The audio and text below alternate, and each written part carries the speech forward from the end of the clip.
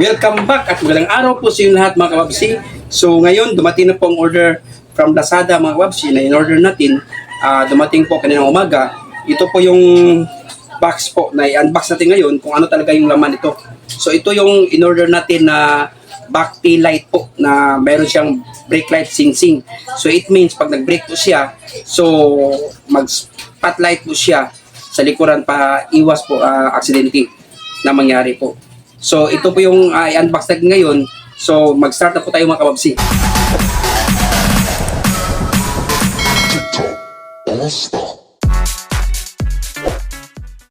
So ito na po mga kababsi, no? Mag-start na po tayo ng unbox po sa ating in-order po sa Lazada.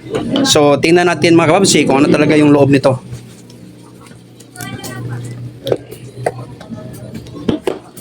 So ito po yung dumating po. Yan. This is from Lazada. So ipakita ko sa inyo ang loob po ng pag-unbox nito.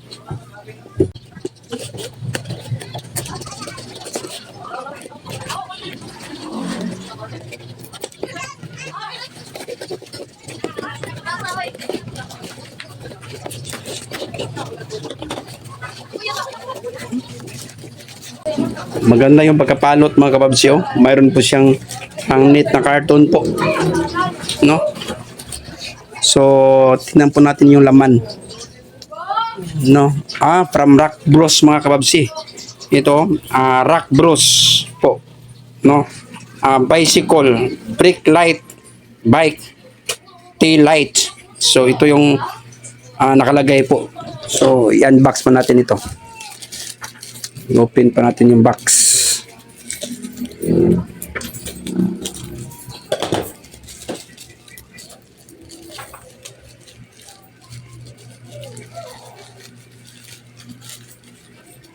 Ito yung laman mga kababsi.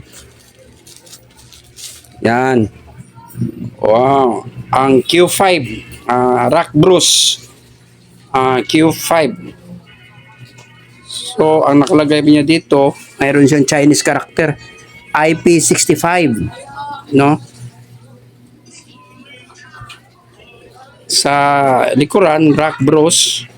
So, Chinese character po ito.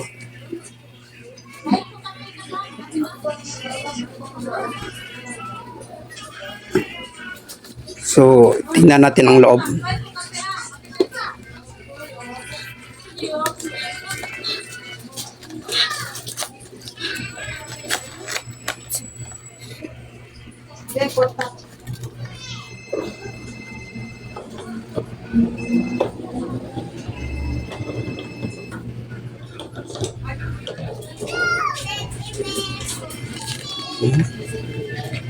So, unahin po natin, mayroon po siyang manual. So, may manual po siya mga kababsi. So, mayroon po siyang manual mga kababsi, oh. Rock Bros Q5. So, ito yung manual. So, may mga description po sa sa loob po. No? Yan. Mayroon siyang English character. Mayroon din siyang Chinese character po. So, ito yung manual niya. So, tabi muna natin. And then, ito naman.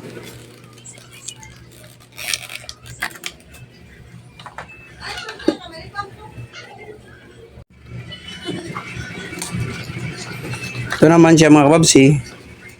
Mayroon siyang rubberized po siya. No? Kung gusto siyang itay, pwede siyang itay natin. Yan.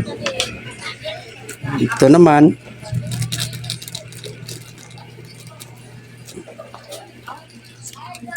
Adapter USB. Yan po. No? Mayroon siyang USB po. Para charger po ito. And then mayroon din siyang Allen screw mga kababsi. Allen screw.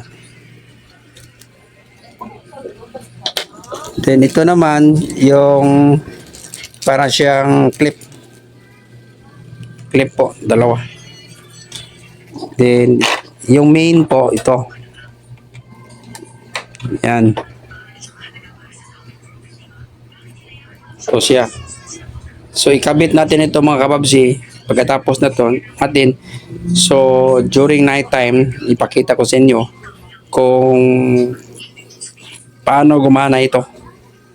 Yung binili natin, in-order natin ng Rock Bros. No? Back tail light po siya. Yung nakalagay dito po. Yung nakalagay dito is smart bicycle brake light, bike tail light. So parang sensor siya, auto start, stop, waterproof pa din siya mga kababsi. IPX6. Then mayroon siyang charging. Ito. Yan.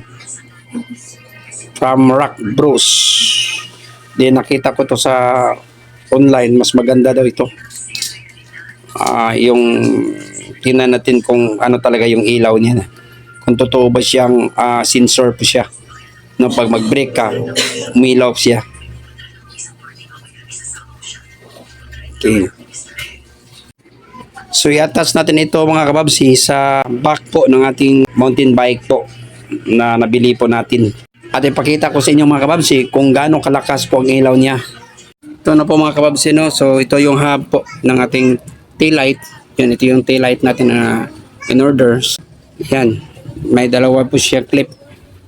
So ilagay natin siya dito. Yan. Then yung isa naman dito po.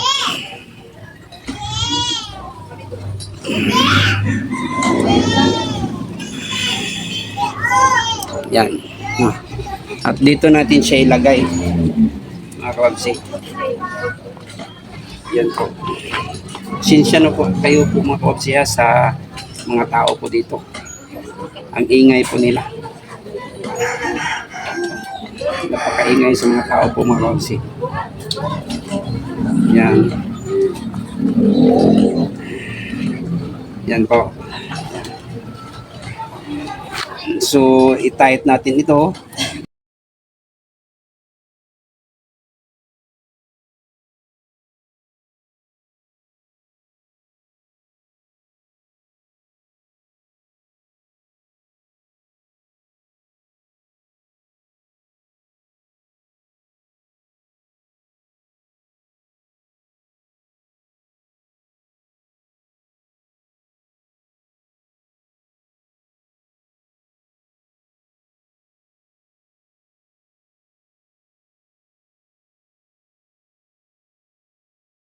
Ito na po mga kababsi, no? Na-attach na po natin yung brake light po, sensing. So ngayon naman mayroon yung option. Lagay natin sa may seat post po. Pwede natin siyang ilagay dito mga kababsi. Yan. Kasi ito. Yan, pwede natin siyang ilagay dito. Kasi pwede mo ito matanggal mga kababsi. Yan, pwede natin tanggalin. Pwede siyang matanggal ito. At ilagay natin dito.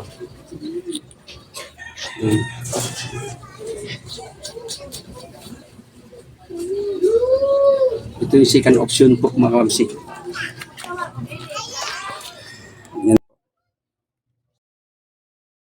So ngayong gabi mga kababsi, i-try po natin itong pailawin po.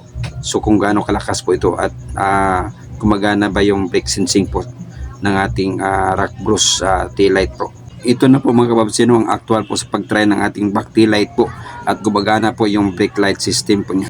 At dalawang beses po natin itong sinubukan mga kababsi kung gumagana ba yung brake light sensing po niya. Salamat at hanggang dito lang po mga kababsi.